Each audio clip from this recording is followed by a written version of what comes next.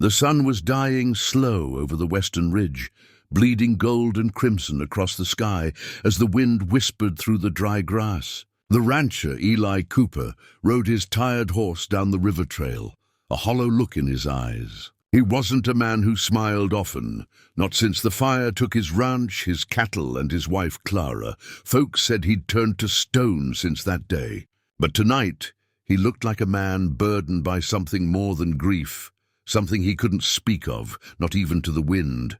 As he neared the edge of the river, he heard a faint cry, soft but raw with pain. He stopped, hand resting on the grip of his revolver. "Who's there?" His voice was calm, low, dangerous. Then through the shafts of dying light he saw her, a woman tied between two palm trunks, her skin smeared with dirt and dried blood. Her eyes fluttered open, terrified but not surprised. "Please," she whispered, her voice weak. "Just make it quick." Eli froze. He dismounted, his boots crunching the dry pine beneath him. The sight clawed at something buried deep inside him, humanity maybe, or guilt. Her wrists were bound raw, her dress torn, soaked with mud and blood. "Who did this to you?" he asked, kneeling beside her. She coughed, trembling. "Men, riders from Black Hollow. They thought I knew where their gold was. I didn't, I swear I didn't." Her words came in fragments, every breath a struggle. Eli's jaw tightened. Black Hollow, a name that carried weight even among devils. He'd ridden with them once, back when he was younger, wilder and desperate. He knew what they did to those who crossed them. "They'll be back," she said faintly, "to finish what they started." Her eyes searched his, full of the kind of fear that begged not for rescue, but for release. "Please, if you've got mercy in you, just make it quick." Eli's hand hovered near his gun. The cold metal reflected the flicker of dying sunlight. He'd seen death, dealt it even, but never like this. Never to someone so broken, so alive in her suffering. He clenched his teeth, his heart pounding like the echo of hooves in a canyon. "What's your name?" he asked quietly. "Lena," she breathed. "Lena May."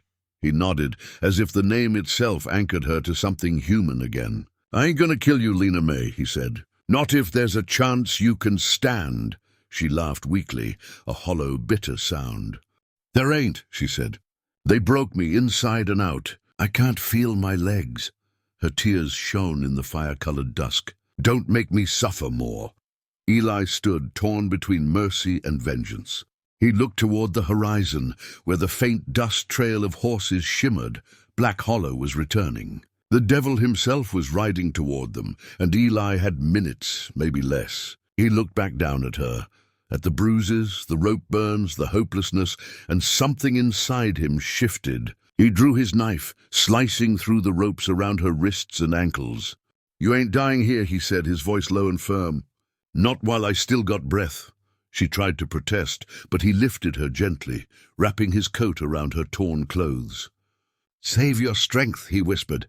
He laid her near the tree line and turned toward the river bend, where the riders would appear. The setting sun gleamed off his revolver as he loaded each chamber. 6 bullets, 6 chances at redemption. When the riders came, they laughed at first, thinking him a fool standing alone. But when the first bullet tore through the leader's chest, the laughter turned to screams. Eli moved like a ghost, every shot precise, cold, final. The battle was short but brutal, and when the smoke cleared, the ground was littered with the men who had destroyed Lena's life. He stood bleeding from a gash across his arm, his breath ragged. Behind him, Lena watched through blurred eyes, disbelief flickering into something like peace. He walked back to her slowly, the sun now just a sliver behind the hills. She tried to speak, but no sound came. He knelt beside her, wiping the dirt from her cheek with a trembling hand. "It's done," he said softly. "They can't hurt you anymore." She tried to smile, tears streaking down her face. "You did the unthinkable," she whispered weakly. "You chose mercy." Eli shook his head. "No, ma'am. I chose right." But as her eyes began to close, the truth broke him. She was fading fast. He pressed his hand against her wound, desperate to keep her here in this moment. "Stay with me, Lena May," he said, voice cracking. "Please, just a little longer." She smiled faintly, her lips barely moving. You made it quick, she murmured, and then her breath stopped. Eli sat there, silent, as the night swallowed the last of the sun.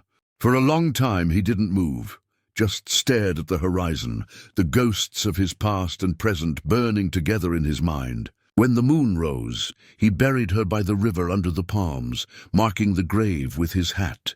Then he turned to his horse, blood on his hands, but something new in his heart, a flicker of redemption he hadn't felt in years. As he rode away, the wind carried her last words through the valley, soft, almost like a prayer.